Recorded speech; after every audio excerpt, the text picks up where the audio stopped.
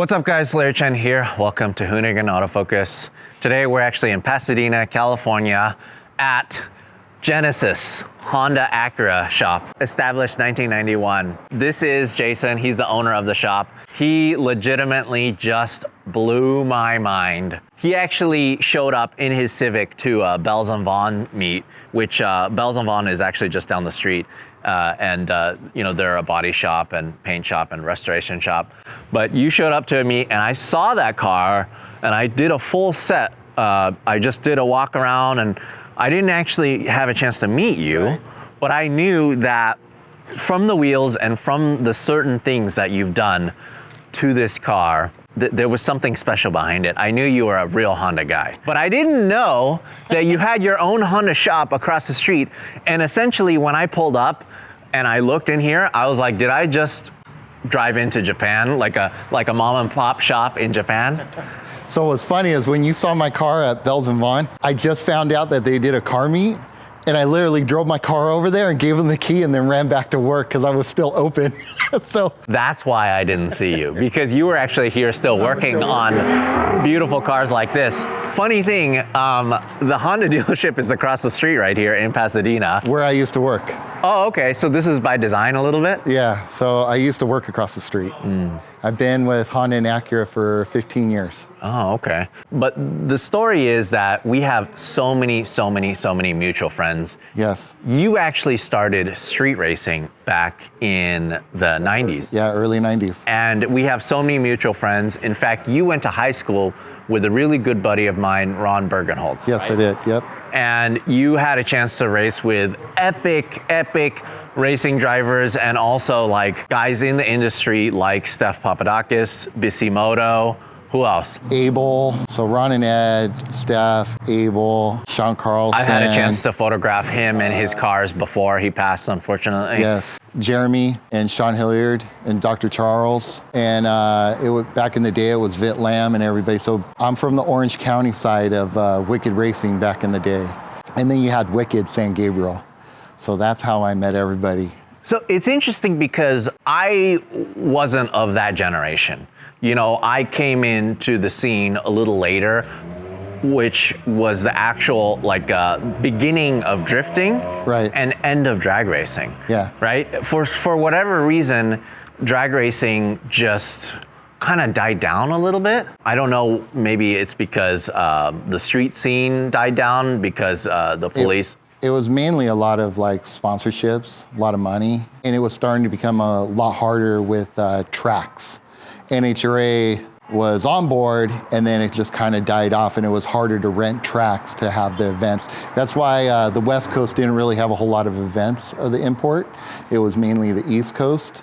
And then we had the Palmdale out here and then we have Pomona and stuff like that. But it was mainly all East Coast racing.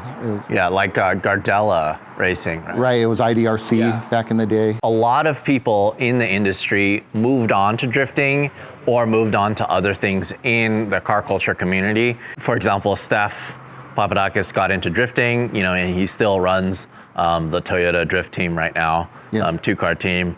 And then Bergenholtz, he ran a drift team for a while with rotary cars, yep. But eventually now he actually works for Nitto Tire as an analyst. And then there's other people like Bissy, who's just the mad scientist. We love featuring his cars, including the recent one that we featured, his 935 electric car, yes. Which actually blew my mind when I drove it. So cool. Because I've never done a burnout in an electric car until I drove that thing, which is awesome.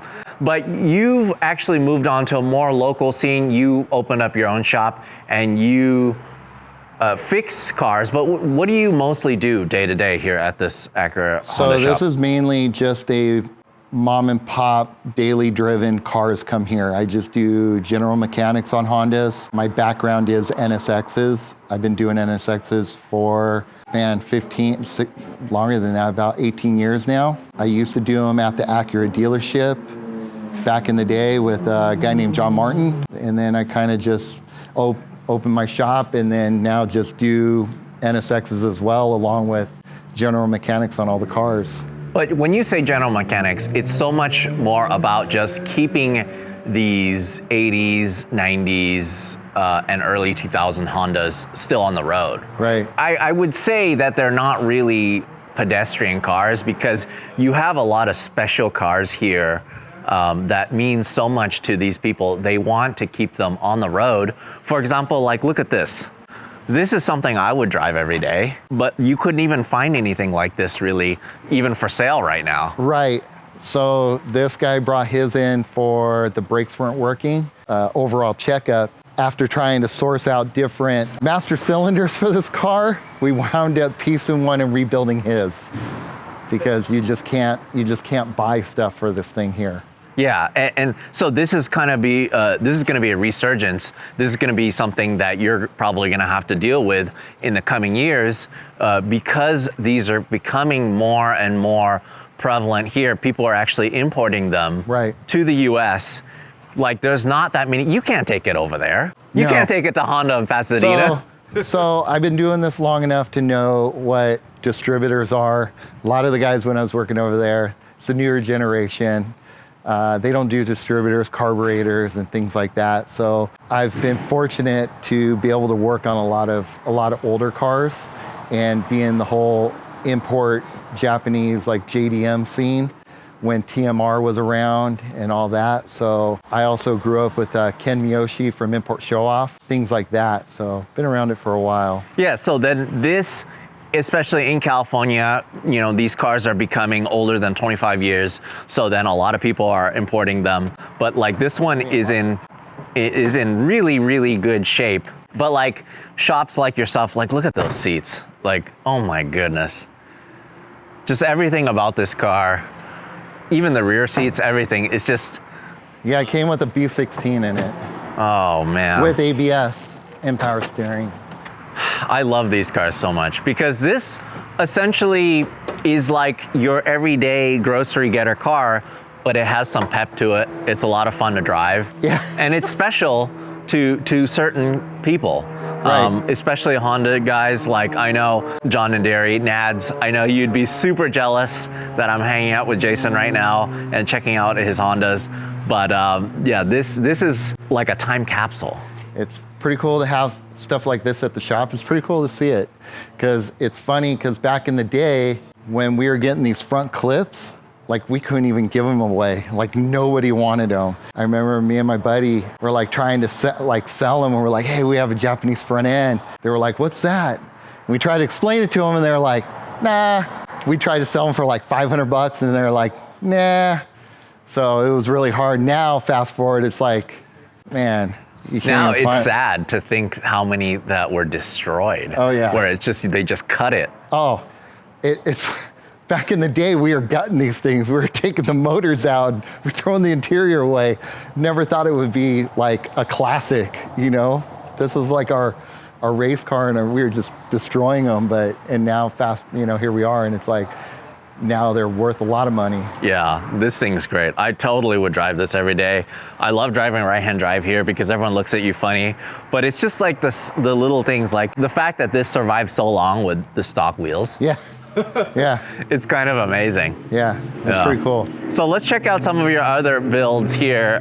Is this your personal car? No, this is a customer car that had this done a long time ago, but they're having problems with it. Couldn't get it running. Took it to another shop. They chopped up the wiring harness and now it's at my shop and I'm trying to fit the alternator in and trying to get it back to running again. It was an actual running car at one time. When I went to the other shop, it became a non-running car. Now I got to figure out what's going on with that. So that's kind of the thing is you do a lot of maintenance and you keep a lot of cars like that one alive.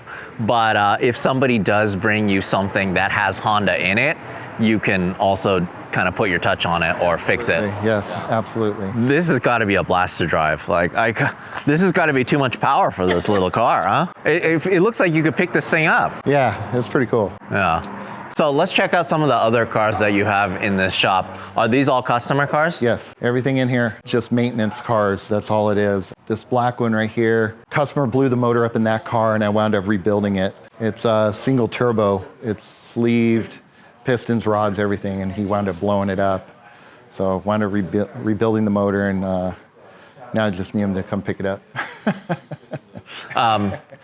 Okay, so then what's like the percentage of customers that are like this, where it's turbo, they take it to the track, versus ones that are completely stock? So what I've been finding out is a lot of the guys that own these cars and track them, they've been pulling the motors out and putting J motors in them, and then beating them up because they're available motors. And then when they're done, they'll put the NSX motor back in it. So that's what I've been seeing. But not a whole lot of these track these cars anymore, because it's the parts are hard to come by. You got to pay the NSX tax. Well, the thing is, a couple of things, right?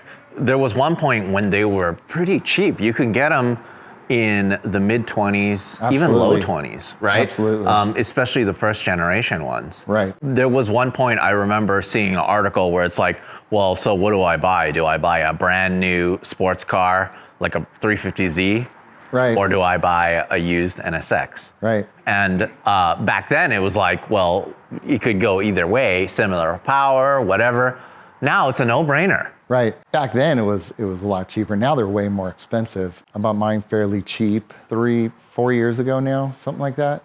So mine's a 3.8 liter stroker motor, which is right there.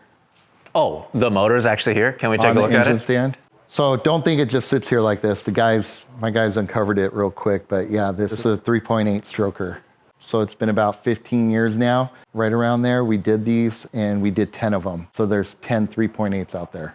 The owner of AEM, John, he was part of this whole build program when he had his NSX back in the day.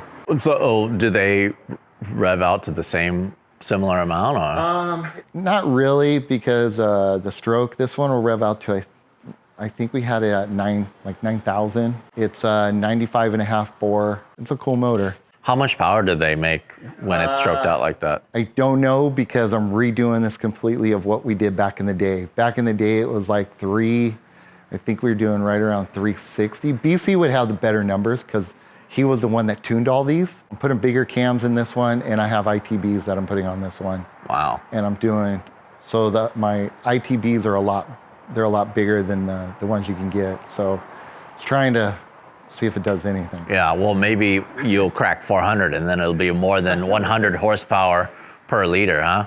Aim low, but shoot high, right? Yeah, no, that's cool. Okay, this is a question. When the new NSX came out, what did you think? Did you think like, all right, job security, because these are going up so much in price? And then now the owners of these, they'll want to keep them even more, and they'll want to restore them, and they'll want to get you to kind of fix all the things, versus if they came out with the NSX that was more desirable. I like the new one. I guess I'm not really 100% sold on it, but I do like it. I have had a couple in my shop. They're starting to come out of warranty now, so I mean, can do a lot more to them. I'm hoping that I could possibly pick one up this year sometime and see what it's all about. Yeah, I mean, they're pretty fast. Yeah, they're really fast cars. Yeah, they're pretty cool. Yeah. I really like the way they look, but there's going to be definitely a lot more laptop work to make it right? Yes. Like I said, I haven't really worked on a whole lot to know a whole lot about them, because in my Honda career, I wound up leaving Acura and working for Honda, so I didn't get a chance to work on those cars. So I haven't really got to mess around with them a whole lot. So they're kind of new to me. I figured get one and then tear it apart and see what it's all about. I like that. Yeah, definitely have to shoot your race car or your street car when you're done with it. What's this? Is this just a full engine out service? Or? So this is my buddy Chad's. We're doing a full service on it. He had this whole thing, his whole car vapor honed, which is dry ice blasting, if you know what that is or don't know what that is. I have no idea what that is. Okay, you're gonna fall in love with it. You gotta look it up. So we do dry ice blasting. We had a shop do this. And it's basically almost like sandblasting, but it's with dry ice, and you can spray it on the paint, plastic, glass, and it doesn't ruin anything. So he had it all done, and everything's galvanized. Everything still looks really good. I'll show you the underneath of the car. You'll be impressed 100%. Wait, so this was a car that he picked up that he's restoring? No. This is, I don't know if you know who Chad is. He's considered, this is the Mugen Nsx. Oh, okay. So this is a Mugen hatch. Yeah, I noticed this right away. Yeah. So it's has like an air intake on the top. Right. Huh? So Mugen hatch, Mugen wing, Mugen body kit, Mugen wheels. He has the seats, steering wheel, shift knob. Like, I mean, this thing's all Mugen. He's had this car for quite a while and then just been collecting it over the years, and now it's just. Basically, this is one of the craziest NSXs. Yes, this car in the US. Yeah, this car is extremely nice. Oh man, so this is like a Mugen. So this is basically a Mugen exhaust. This is the designer of the Mugen exhaust that started his own company. Oh. Okay, well, this car looks like a brand new car underneath. That's what vapor honing is. So they blasted every square inch of this car. So like the undercarriage is completely dirt free. See how everything, look at that. Yeah. Like it's. I can't believe how clean it is. It definitely looks like a brand new car. Yeah. But this has a lot of miles on it. Yes, absolutely. That is so cool. Does it get like rid of surface rust and stuff? It does. It gets rid of it, but it won't tear the undercoating off. It doesn't ruin the paint. It still left all the green from the factory. It doesn't ruin the galvanized bolts. I couldn't believe how good it looked when we got it back. Yeah, because you haven't seen something this clean since you were working on brand new NSXs. Yeah, so what's the plan for this car? So we are twin turboing it. So as if it wasn't crazy enough. Right. So not only did we clean it and do everything, he went out and we're twin turboing it, and he had everything Cerakoted and everything done. Oil cooler. So now apparently we might be tearing the motor apart and putting pistons and rods in it now. So essentially, you're fixing the one complaint that a lot of people have about the NSX, which is not enough power. Yes. But I'll be honest, I had a chance to drive first generation one out of the Acura Museum. They were nice enough to let me borrow it, right? And I drove it around and I enjoyed it. I went to a wedding in it. I was like my car for the week. And I finally understood the aura and the feeling and the passion from that car. I finally understood it. I've driven so many fast cars. I've driven all types of cars, and I've owned fast cars and I own slow cars. This thing it just feels different. The sound coming from your ear, or like coming from the back, it's right next to your ear. The feeling, how tight the steering is because there's no power steering. There's just so many things about it that blows my mind. I mean, I drove the slowest one. I drove the first generation one that was just 5-speed. Right. And it was only a 3 liter. 3 liter. Yeah. It really changed my mind, and it changed my outlook on these cars. But with that said, you're legitimately making this into a monster. And the funny thing is it's gonna make all this power, and my boy Chad drives like a grandma. That's okay. That's okay. The point is that you have the power. Or if he hands you the keys, then I'm sure you can probably drive it pretty fast. So it should be pretty cool. It should be pretty fun. It'll be absolutely a nice car. It's amazing to me. It just looks so cool. It looks right. All right, what else do we have here? We got a Civic here. Tell me about this. So my boy Rob owns this car, the owner of Crooks and Castles. I don't know if you know who he is. Oh, yeah. He has that 458 and all that. Okay, so he picked this up, brought it to me. Just doing a little bit of modifications, like lowering it for him, and redid the side moldings for him, changed the front lip. We got the Japanese rear wing for it, painting the door handles. We're gonna repaint the hood for him. Just little cosmetic stuff for him. That's all we're really doing. That just goes to show Honda guys are on a different level. I mean, he has fancy cars. He has a Ferrari. He has whatever, I don't even know, ungodly cars that he has. This is like something that I'm sure he's always wanted.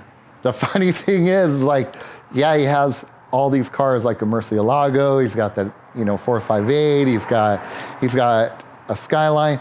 But this is the one that he bugs me. Hey, was my car almost done? Hey, this is the one that he wants to drive the most. Because, this is what he grew up with back in the day, along with everybody else. Everybody always grew up around Hondas. Yeah, and back then we couldn't even have real paint, like really high quality parts, real parts from Japan. Could you imagine getting that kind of stuff? Yeah, and everybody just keeps on going back to the Honda scene. And it's like, oh yeah, I want my Honda. This one's actually pretty cool because it has the Japanese back seats in it, Japanese taillights. Yeah, it's just all the little things that just kind of make it right. Wing. I mean, he's got super rare parts on it. It's actually really cool. All right, so Jason is taking me into the back lot here where there's this poor red NSX sitting. That's my NSX over there. Okay, that's yours, which we will feature once you're done with the stroker motor. But this one, unfortunately, sitting out here in the weather. It's a... What the? Okay, so you're saying this is... What's the story of this? Customer bought this car the way it is. I don't neglect cars, but he just dropped it off. We're putting a K motor. Someone put a K motor in it already. So now they abandoned the project. And then he bought it from up north and brought it to me to put this thing back together. Wow. Yeah, okay. It's sacrilege, huh? Yeah. Taking out the V6 and putting in an inline 4. That is something else. I mean... But everybody knows that K motor will make 1,000 horsepower, no problem. Yeah. I get it. I'm all about the NSX motor in it, but hey, that motor looks like it should be in there. Yeah, no, it looks great. Well, Jason, thank you so much for having us at your shop. We're also gonna feature your Civic, but there's just so many details on that I wanna talk to you about separately. So yeah, the thing is, it's cool. It's nice to meet you, and it's cool to see that you're local. That's kind of the fun thing for me is meeting, local enthusiasts in the scene. I'm surprised actually that I haven't met you earlier either. Yeah, I wish I would have met you earlier. I wish I would have met you at Bell's and when I had my car over there, but we missed each other, so. It's okay, we're featuring your cars now. Thank you guys for watching, as always. If you guys wanna support the channel, definitely go to LarryChenPrints.com. I have a bunch of art prints there from a bunch of the shoots that we've done here on Hoonigan Autofocus. Pick one up. Each one of the prints actually comes with stickers.